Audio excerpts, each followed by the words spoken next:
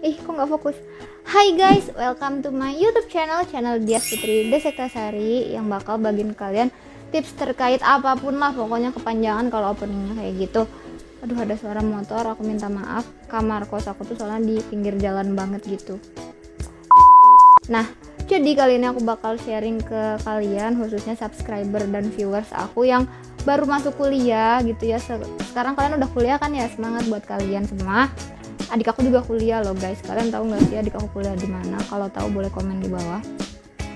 Nah, jadi kali ini aku bakal sharing ke teman-teman sekalian hal-hal penting yang harus dan wajib kalian ketahui ketika kalian maba, kayak istilah-istilah di kampus, terus organisasi-organisasi kampus, bedanya tuh apa sih kayak gitu ya. Jadi tanpa berlama-lama lagi, langsung aja kita ke videonya.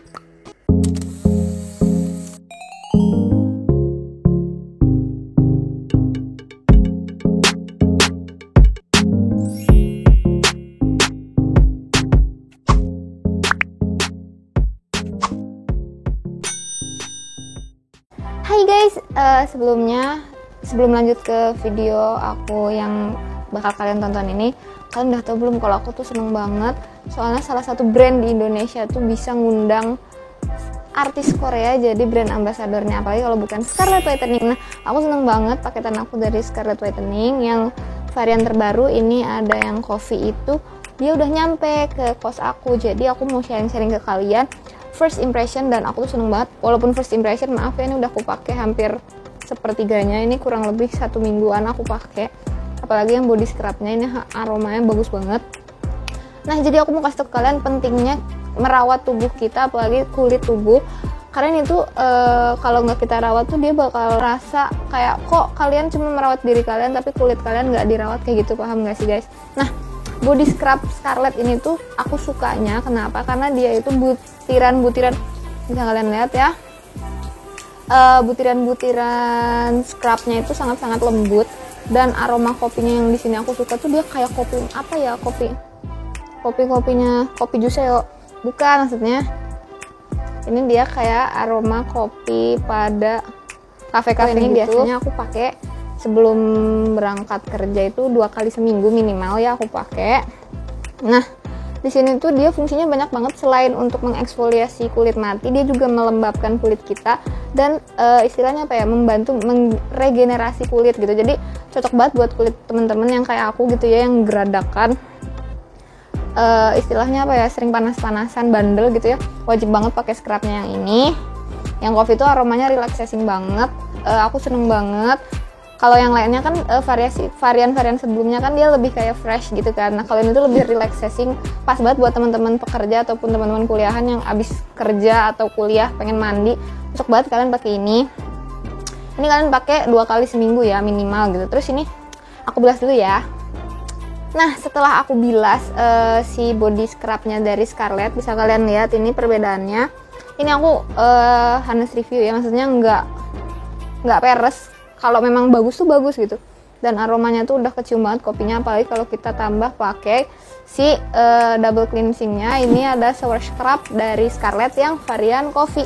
Ini tuh aromanya pokoknya relaxing banget, aku seneng banget. Kayaknya aku udah seminggu ini tuh aku pakai tuh 2 kali gitu loh. Jadi pagi malam tuh aku pakai terus. Biasanya kan aku hemat-hemat kayak cuma malam aja biar seger gitu kan, berangkatnya pakai sabun biasa gitu. Tapi ini tuh so worth to buy karena dia tuh mengandung glutathione juga sama vitamin A. Ini tuh cocok banget buat temen-temen yang pengen kulitnya tuh tetap lembab tapi bersih dan glowing gitu loh, karena dia mengandung glutathione. Nah, untuk cairannya sendiri tuh sama seperti sebelumnya, dia tuh ada istilahnya apa ya, kayak bubble-bubble kecil. Ini aku bakal kasih slow mo atau video stop video sinematiknya tentang isinya ini. Nah, dia itu tuh bener-bener melembabkan. Setelah aku pakai ini tuh, aku ini cuma swatch ke kalian ya, jadi maksudnya ini aku nggak mungkin semua tanganku swatch gitu. Dan apa ya, kalian wajib pakai ini sih, maksudnya selain nge-scrub kan udah di scrub tuh kulitnya udah kekelupas ya gitu kan, ke exfoliate. Nah, untuk ngebantu melembabkan kembali kulit yang udah kalian exfoliate, kalian bisa banget pakai shower scrubnya. Itu tuh dia istilahnya kayak melembabkan kembali kulit yang udah di exfoliate, tapi dia masih ada bulirnya. Jadi kalau mungkin teman-teman pekerja yang jarang nge-scrub, boleh banget pakai yang Scarlett yang shower scrubnya itu setiap hari, ini boleh banget dipakai. Nah, manfaatnya tuh banyak banget. Teman-teman tuh bisa pakai dari umur 12 tahun, dan ini tuh udah BPOM yang pastinya jadi aman buat teman-teman. Kalian siapa sih yang nggak tahu sama Kak Felicia Angelista? Cuma yang aku bakal sorot di sini tuh aromanya gitu ya. Aromanya tuh memang dia berbeda daripada yang sebelumnya, dimana yang sebelumnya kan lebih fresh gitu, kayak lebih ke fruity, fresh kayak gitu. Nah sekarang tuh lebih ke relaxing yang dua ini tuh gitu. Jadi buat teman-teman yang lagi nyari body care rutin, cocok banget nih pakai ini gitu. Tapi jangan lupa juga, the last step you must have to do adalah pakai body lotionnya yang dari Scarlett, karena ini kan best sellernya Scarlett gitu ya. Maksudnya dia tuh andalan Scarlett dari awal. Kita kan tahu Scarlett tuh dari body lotionnya gitu. Tapi aku sampai sekarang pakai yang si Freshie ini. Kenapa? Karena aromanya tuh mirip banget sama Jo Malone. Aku suka banget sih. Maksudnya parfumku tuh lebih ke aroma Jo Malone gitu loh, kayak elegan gitu. Nah ini aku pakai ini udah mau habis, jadi aku bilas dulu, nanti aku bakal swatch pakai ini ya. Nah setelah kulit kita tadi di exfoliate sama dibersihin, double cleansing pakai scrub sama shower scrubnya, waktunya aku pakai si body lotionnya ini, yaitu yang berfungsi untuk melembabkan sekaligus dia tuh bisa mencerahkan, karena kandungan yang awal tadi udah aku bilang dia itu ada glutathione dan vitamin A-nya. Nah di sini aku pakai biasanya sering-sering sih, jadi setelah mandi pagi, aku juga pakai siang mungkin pas lagi kerja di lapangan takut kepanasan, aku bisa pakai ini. Dan yang aku pakai ini yang varian Freshie, kalian bisa beli, nanti aku taruh linknya di description box. Ini tuh mencerahkannya tuh mencerahkan banget gengs, maksudnya nggak perlu inilah peres, aku tuh udah berbotol-botol pakai ini, dan aromanya tuh tahan lama. Biasanya aku kadang ya guys pakai ini tuh di baju-baju juga gitu, biar aromanya tuh ke baju juga gitu guys. Jadi buat kalian cari body care rutin, kalian cocok banget deh pakai Scarlett Whitening. Makasih udah nonton video aku. Lanjut ya ke video guys. Jadi sekarang aku mau sharing ke kalian istilah dulu lah ya dari awal gitu, istilah-istilah yang wajib kalian ketahui. Biasanya sebenarnya waktu pengenalan orientasi kampus tuh biasanya kalian udah dikenalin sih sama dosen-dosen terkait istilah-istilah ini kayak gitu. Tapi mungkin banyak teman-teman yang kadang kebingungan gitu ya. Ini di sini bakal aku jelasin, bakal aku jelasin dan aku review seenak mungkin bahasanya biar teman-teman paham gitu ya. Oke, jadi masuk ke nomor 1. Yang pertama itu kalian wajib tahu adalah SKS. Apa itu SKS? Jadi SKS itu singkatan dari Satuan Kredit Semester. Bener gak ya guys? Tar dulu. Ya benar. Jadi SKS adalah Satuan Kredit Semester, dimana ini tuh menunjukkan bobot dari mata kuliah yang bakal kalian tempuh gitu. Jadi semakin berat mata kuliah yang bakal kalian tempuh, nah bobot SKS ini tuh semakin gede gitu. Ada 2, 3, sampai 4. Bahkan waktu aku tugas akhir SKS-nya itu 7 SKS guys. Bayangkan sepenting apa itu tugas akhir, ya penting lah buat kalian lulus gitu.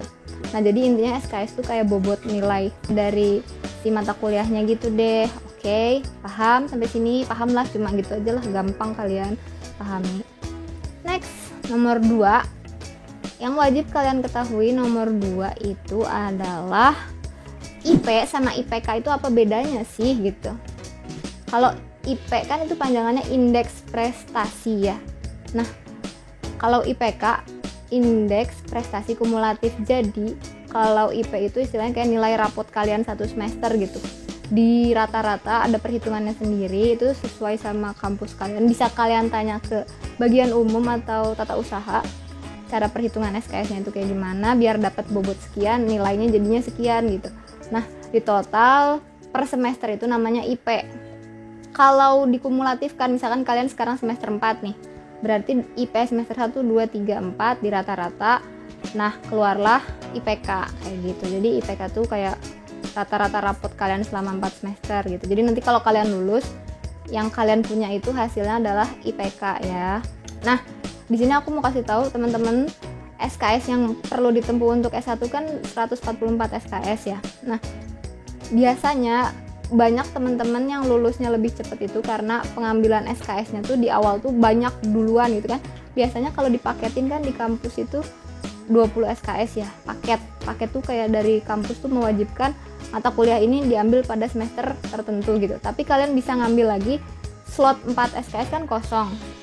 Kalian bisa take SKS mata kuliah di semester ganjil atau di semester genap, pokoknya yang sama kayak semester kalian yang di depan, ambil buat di semester ini. Itu tuh bikin kalian tuh makin cepet, istilahnya mengejar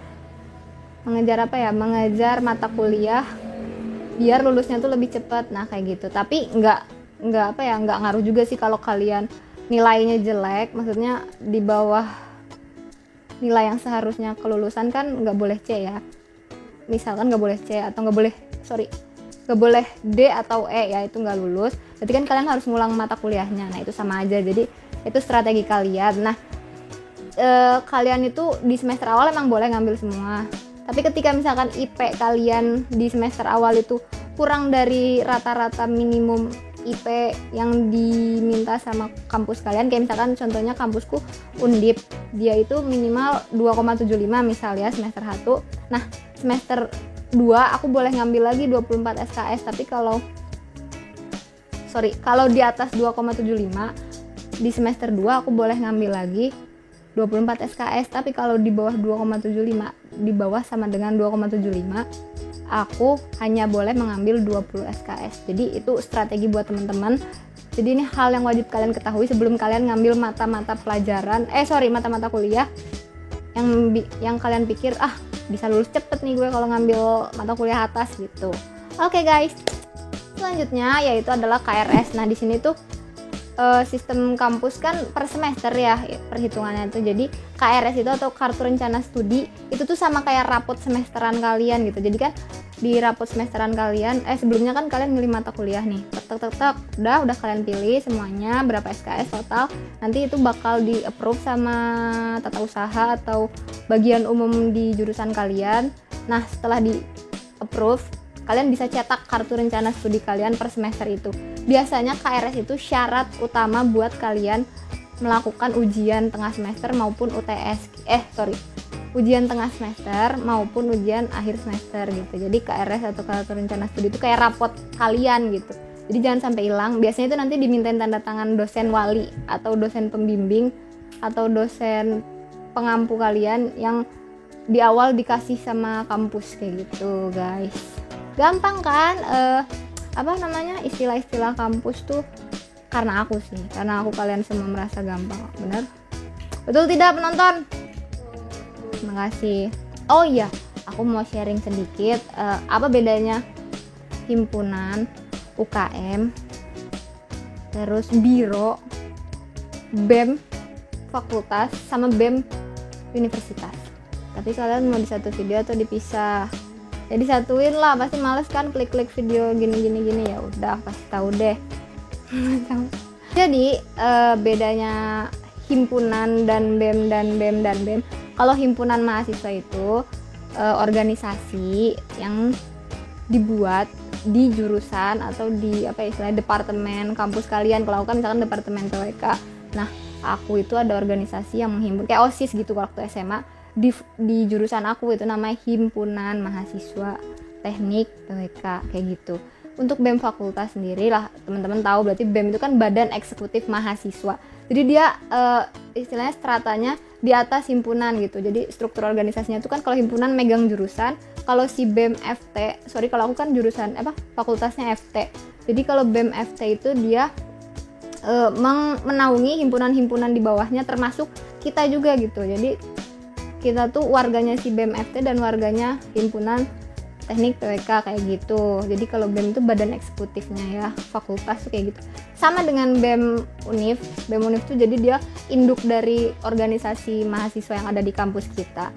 Dia itu istilahnya pekerjaan atau proker-prokernya dia itu lebih ke eksternal, dan ke internalnya tuh istilahnya makro gitu, ilmu atau yang dia diskusikan gitu. Jadi istilahnya orang-orang aktivis lah kalau udah di BEM mah, BEM Univ ya. Kalau Hima kan lebih ke cara istilahnya membangun mahasiswa di PWK itu kayak gimana, terus proker-proker yang bikin adik-adik kita tuh pinter gimana, proker-proker yang buat kita bisa terus bersilaturahmi, menjalin hubungan dengan kakak tingkat itu kayak gimana, terus pokoknya hima tuh lebih ke mikronya gitu kan. Kalau BEM itu kan biasanya dia itu menampung aspirasi jurusan lain, kayak harus apa nih kayak gitu kan.